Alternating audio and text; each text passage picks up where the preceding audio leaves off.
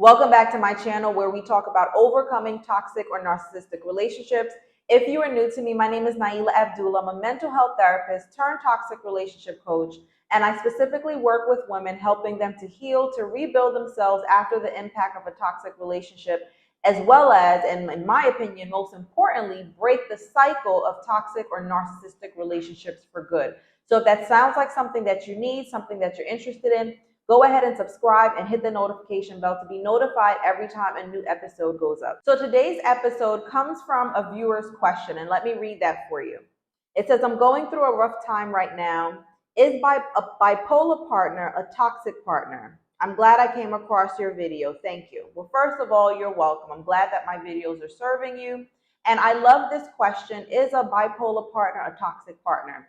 And I want to expand this question for the sake of this episode to pretty much any diagnosis, any diagnosis that you think may be causing an issue in your relationship, and questioning, well, is that person considered a toxic partner? Like, do I fall in this category in this topic of conversations that we have on a channel like this?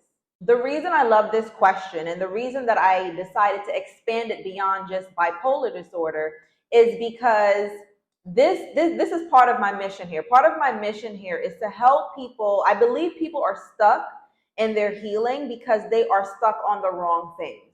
And when I say wrong, it doesn't mean that all of these questions and things that come up are not valid, but sometimes we put too much energy and emphasis on the wrong thing. So in this example, and please understand, I'm not criticizing you. I love this question, and this question I believe is going to serve many other people. So it's not about right or wrong, but it's just about kind of shifting where you're putting your energy and your attention, how much you're putting there, to make sure that you are able to move forward and get to a place of peace, right? That's the ultimate goal, is to heal, to kind of figure out, where am I going in my life? Where am I going with this relationship? And how can I make sure that I'm living the abundant, healthy, peaceful life that I'm here on earth to live? So first of all, like I said, this is a valid question. Now, you may be seeing traits in this partner that you're referring to that may resemble bipolar disorder. Now, I don't know if this person was diagnosed or if you see certain traits in their behavior, and you've done your own research and you've identified that these are symptoms of bipolar disorder. Now, this can be true for multiple different types of disorders, right? Where people see traits in their partner, they're having many relationship issues, they're experiencing a lot of distress, a lot of emotional pain, and they're trying to figure out, like, what is wrong with this partner, right?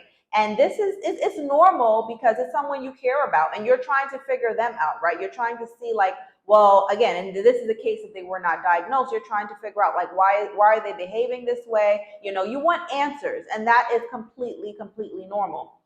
But going back to what I said earlier about us putting too much energy and too much focus into certain things, if you want to get to a place of clarity, to a place of healing, when you ask, is this person toxic? The question you want to ask yourself is this person's behavioral traits healthy for me? Right? Because that's what toxic means, right? So it's okay to try to figure someone out, maybe even, understand if there's a diagnosis, if they weren't already diagnosed. If they were, then kind of a different story, but same thing, right? If they were diagnosed, now you have an actual diagnosis from a mental health professional. But either way, the main focus for you, and I know this may sound selfish, which is why a lot of people don't want to do it, because we're taught that we have to put everyone else before ourselves, right? But to keep you healthy, right? And for any relationship, you want to bring the best you to the relationship. So to keep you at the best you healthy, you want to ask yourself, is this person's behavior healthy for me? Right? Toxic is not, I know it's a fad, I know it's a trendy term, toxic, narcissist, all these different terms, but toxic basically means destructive to your well-being, right? So destructive to any part of your well-being, your mental, your emotional, your psychological, your physical, your financial, any part of your well-being. If someone has behavioral patterns that are destructive to your well-being, that is a toxic individual for you.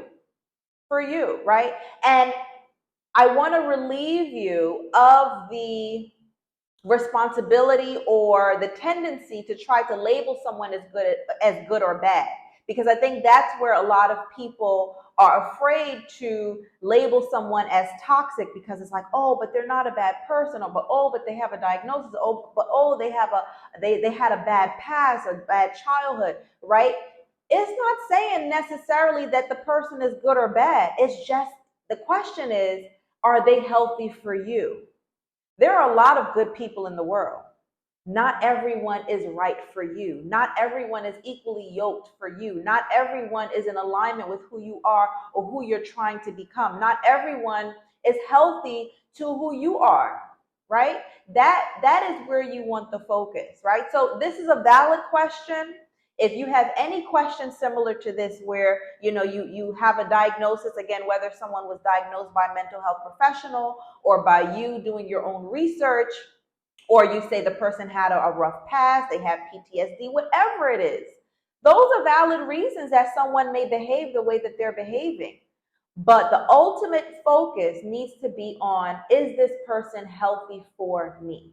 If their behavioral patterns are destroying you, you've given it a lot of effort, given it a lot of try, they cannot change, whether they're not willing to or they just don't have the capacity. Some people genuinely don't have the ability to change, right? That's when you have to make the decision for what's best for you. And that's where guilt sometimes comes in, where people feel guilty for leaving the relationship because they're like, well, it's not their fault. They had a bad past. They have a diagnosis, whatever the situation is. But when you look in the long term, and most toxic relationships are long-term relationships, when you look in the long term, you have to ask yourself, is this a situation that is going to be healthy for me in the long run? Don't just think for the next couple months. Don't just think for the next year. For the long run, right? I'm working on me. I'm trying to build me. I have these goals. Is this person healthy for me? Are they going to be an asset, or are they going to drain me? Right? You're not a bad person for picking you first. For relieving yourself from that responsibility to try to carry that person, you are not a bad person for that. And that is one of the reasons that people get stuck in toxic relationships, because you feel guilty for removing yourself from a situation that is not healthy for you, that is destructive to your well-being. So I hope that answer was helpful for you. That was a long response. The short answer is a bipolar partner, toxic partner. The bottom line is, if their behavior is destructive to your well-being, then the answer is yes, right? Again, it doesn't make them a bad person, and it doesn't make you a bad person for choosing your well-being over trying to help someone else. You are your responsibility, and they are their responsibility. You have to take care of you first, and you have to make sure you are surrounding yourself with people that are healthy and conducive to the person that you are currently and the person that you are working towards becoming. If you found any value in this episode today, go ahead and click the link in my description box below to get access to my free ebook, where I discuss my own personal experiences with toxic and narcissistic relationships, and I gave you some tips, some lessons on how you can avoid them in the future for yourself. Thank you again for joining me, and I will see you on the next episode.